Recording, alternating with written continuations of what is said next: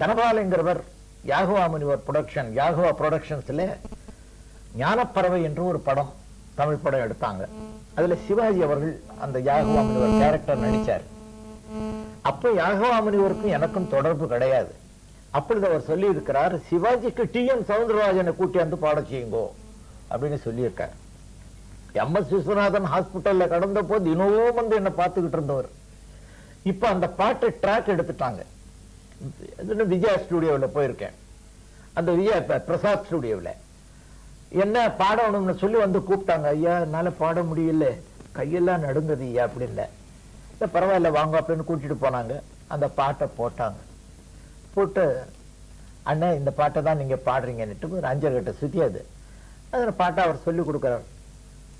ஆணவம் கொள்ளாதே ஞான பெண்ணே அனைத்தும் இப்படி எல்லாம் பாடிக்கிட்டு இருந்தீங்க, இப்படி ஆயிட்டீங்களேயா வருத்தப்பட்டார். சரி தெய்வ சோதனை இது அப்படின்ட்டு நான் வெளியே வந்துட்டேன். அப்புறம் ஒரு நாள் போய் எடுத்துக்கிறோம், குரல் நல்லா வரட்டும் அப்படின்ட்டாங்க. வெளியே வந்த உடனே வியட்நாம் சுந்தரம் அவர்கள் அந்த படத்தினுடைய டைரக்டர் யாகவா முனிவருடைய படம் ஒன்று கொடுத்தாங்க. ஐயா இதை பாக்கெட்ல வச்சுக்கிறீங்க, நாளைக்கு நீங்க அந்த யாகவா முனிவரை பாக்குறீங்க, பார்த்ததுக்கு அப்புறம் இதே பாட்டை நீங்க பாட போறீங்க அப்படின்னு அவர் சொன்னார். இனி என்னையா நான் பாட போறேன், குரல் எல்லாம் போச்சு அப்படின்னு வருத்தப்பட்டேன். மறுநாள் வியட்நாம் சுந்தரராஜா வந்து அந்த ஏர் கண்டிஷன் கார் ஒண்ணு வந்தது, அதுல ஏறி மேடவாக்கத்துக்கு போனேன். அவருடைய ஆசிரமத்துல போன உடனே ஒரு ரூம்ல திண்டி மெத்தை எல்லாம் போட்டு வச்சிருக்காங்க, ஒரு பெஞ்ச் இருக்கு, 4 சேர் போட்டு வச்சிருக்காங்க. ஐயா நீங்க போய் எங்க உட்காருங்கய்யா அப்படின்னுட்டாங்க. இப்ப வருவாரு அப்படின்ட்டு உடனே ஒரு பெஞ்சு மேல போய் என்னுடைய அசிஸ்டண்டோட போய் உட்காந்துக்கிட்டு இந்த கைகாலெல்லாம் நடிங்கிட்டே இருக்கு, உட்காந்துட்டு இருக்கேன். அப்போ யாகவா முனிவரை முத பாக்குறேன்.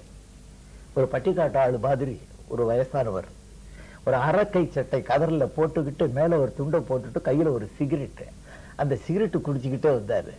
என்னப்பா சௌந்தரா உன்னால பாட முடியலையாமே அப்படின்னு கேட்கிறாரு. அவருடைய குரல்ல இப்ப நான் பேசுறேன். இது மாதிரிதான் அப்படியே அவர் குரல்ல கேட்டீங்கன்னா எம்.ஆர். ராதா ஞாபகம் வந்துடும், அப்படியே இருக்கும் அந்த குரல். நான் கை நடுங்கிட்டு இருக்கிறதாலும் காமிச்சேன், என்ன பார்த்தாரு. என்னப்பா ஒரு 10 நிமிஷத்துல போக்கிடலாம், நாளைக்கு போய் அந்த பாட்டை நீ பாடிடலாம் அப்படின்னு சர்வசாதாரணமா சொல்றாரு. நீ முத்தின விதை, உனக்கு பிறவி கிடையாது, வருங்கால சித்த புருஷன், நீ அந்த திண்டி மெத்தையில உட்காரு அப்படின்னார்.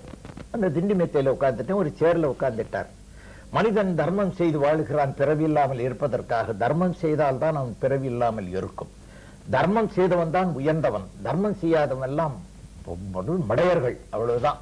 அவங்க திரும்பி திரும்பி பிறந்துகிட்டு இருப்பாங்க, இறந்துகிட்டு இருப்பாங்க அப்படின்னு சொல்லிட்டு, ஒரு மரம் தர்மம் செய்கிறது தெரியுமான்னு கேட்டார். எப்படி ஐயா அப்படின்னு.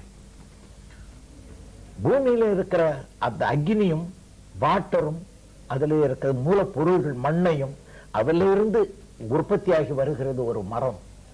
விதையில் இருந்த மரம் வந்து அடிமரம் பெருசானவுடனே அது என்ன செய்கிறது, இலைகளை கொடுக்கிறது, முதலில் மலர்களை கொடுக்கிறது, மலர்கள்ல தேனையும் கொடுக்கிறது.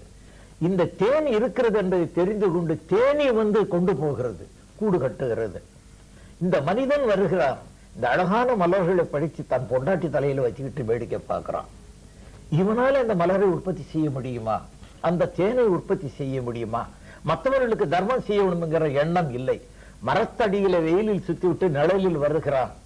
அவன் விடக்கூடிய அந்த கரிமல வாயுவை எடுத்துக்கொண்டு பிராணவாயுவை கொடுக்கிறது மரம். அதன் பிறகு காய்களை கொடுக்கிறது. இவன் வீட்டுல கொண்டு போய் பறிச்சுக்கிட்டு ஊறுகாய் போட்டு சாப்பிடறாங்க. கனியை கொடுக்கிறது, அதையும் திங்கிறான். கடைசி வரைக்கும் அது தர்மம் செய்து கொண்டே இருக்கிறது. இந்த மனிதன் எந்த தர்மத்தையும் பண்ணுவதில்லை. தர்மம் பண்ணாம எல்லாத்தையும் அந்த தேன் கூடு கட்டியிருந்தா அந்த தேன் கூட்டை உடைச்சு அந்த தேனை இவன் சாப்பிட்டுக்கிட்டு இருக்கான். தர்மம் பண்ணவில்லை. பாப்பம் அதிகரித்து கொண்டே இருக்கிறது. அக்கிரமங்கள் தான் செய்து கொண்டிருக்கிறான். இந்த மரமும் இந்த இவன் செத்து போயிடுறான். கடைசியில பிரயோஜனம் இல்லாம போயிடுறான் இந்த மனுஷன். இவன் கழிச்ச அந்த மலத்தை திங்கிற பன்றி விலைக்கு போகிறது. இந்த மனிதன் விலை போக மாட்டேங்குது, செத்து போயிட்டா. இந்த மரம் கீழே விழுகிறது, அப்பவும் தர்மம் பண்ணுகிறது. என்ன, உன் வீட்டு பெஞ்சா மாறுது, உன் வீட்டு சேரா மாறுது. அப்படி ஒரு மரம் தர்மம் செய்வதை நீ புரிந்து கொள்ளடா மானிடனே அப்படின்ட்டு எனக்கு போதிச்சார். நான் சொன்னேன், நான் ஒரு ட்ரஸ்ட் நடத்திக்கிட்டு இருக்கேன் சாமி, நான் ஒரு தர்மம் பண்றேன் சாமி. பக்தி பாடல்ல பாடி இருக்கிற அந்த பணத்தை எல்லாம் டிபாசிட் பண்ணி 1972 செத்து போன என் மூத்த மகன் பாலசுப்ரமணியன் பேர்ல ஒரு ட்ரஸ்ட் ஆரம்பித்தேன் சாமி. டி.எஸ். பாலசுப்ரமணியன் மெமோரியல் தர்ம ட்ரஸ்ட்னுட்டு வச்சு அதுல பக்தி பாடல்ல வந்த ராயல்டி எல்லாம் டிபாசிட்ல வருஷத்துக்கு 75,000 ரூபாய் தர்மம் செய்து கொண்டிருக்கிறேன் 72 இருந்து. எவ்வளவு பெரிய தர்மம் சாமி. அதான் நான் சொல்லிட்டேன், உனக்கு நீ இனிமே பிறவி கிடையாது, சித்த புருஷன் ஆக போகிறாய் என்று முதல்லயே நான் சொல்லிட்டேனே அப்படின்னு எனக்கு சொன்னாரு. சரி வா எழுந்துரு அப்படின்னார். கையை எழுப்பிட்டு அவருடைய ஆசிரமத்துக்கு கூட்டிட்டு போனார். சித்தர்களுடைய படமா ஒரு ரூம்ல வைக்கப்பட்டிருக்கிறது. அந்த படங்கள்லாம் மேல இருக்கு. அந்த ஆசிரமத்தை வாசல்ல கொண்டு போய் நிறுத்தினாரு. இந்த பக்கத்துல ஒரு பெரிய கிணறு, அரச மரம், ஆலமரம், வேப்ப மரம் 3ம் சேர்ந்து வளர்ந்திருக்கிறது. என் கையை பிடித்து கொண்டு போகிறார். மேலே இருக்கிற பட்சிகளை பார்க்கிறார். விதவிதமான பட்சிகள் உட்கார்ந்து கொண்டிருக்கின்றன.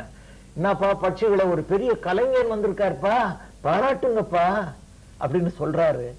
அத்தனையும் ஒன்றாக 3 தடவை சுத்துகிறதம்மா. வட்டம் போட்டு சுற்றுகின்றன, சுற்றி விட்டு உட்காருகின்றன.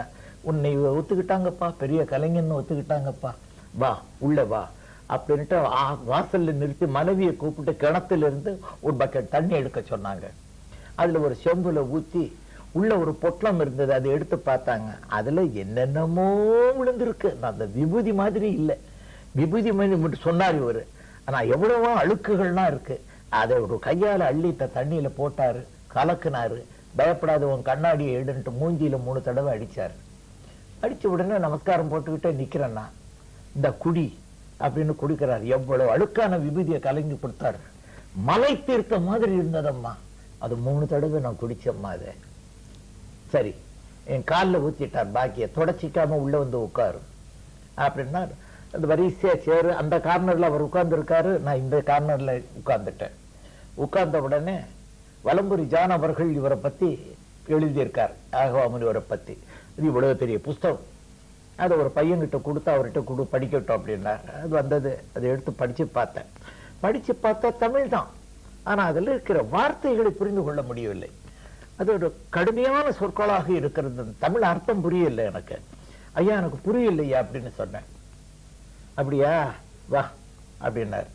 எந்திரிச்சு அந்த புஸ்தகத்தை கொண்டு போய் அவர்கிட்ட கொடுத்துட்டு நிக்கிறேன்.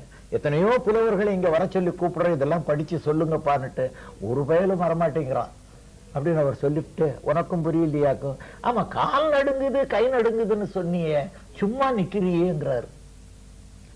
நான் கையை ஆட்டி பாக்குறேம்மா, சாதாரணமா இருக்குமா, கால் நடுங்கல்லம்மா, நல்லா இருக்குமா. உடனே ஒரு முருகன் பாடல் அவரை வச்சுக்கிட்டு, பகவானே அப்படின்னு காலில் விழுந்துட்டு, எத்தனை முறைகள் பார்த்தாலும் இனிக்கிதையா உருவம், இந்த குரல்ல பாட வந்துருச்சுமா. உடம்பெல்லாம் இப்ப நினைச்சாலும் இப்ப நெரிக்குதுமா. சரியா போச்சுல்ல, நாளைக்கு போய் பாடு. வந்துட்டேன். எம்எஸ்சி ஐயா கிட்ட வந்து போலீஸ் போய் உட்கார்ந்தேன். பாடுவோம்னே அப்படின்னுட்டு அவர் சொல்லி கொடுக்கறாரு. ஜம்முன்னு பாடுறேன். நான் என்னன்னு ஆச்சரியமா இருக்கு, முந்தா நாள் வந்து தவிச்சிங்க இப்படி பாடுறீங்களே. யாகவா முனிவரை போய் பார்த்தேன் ஐயா.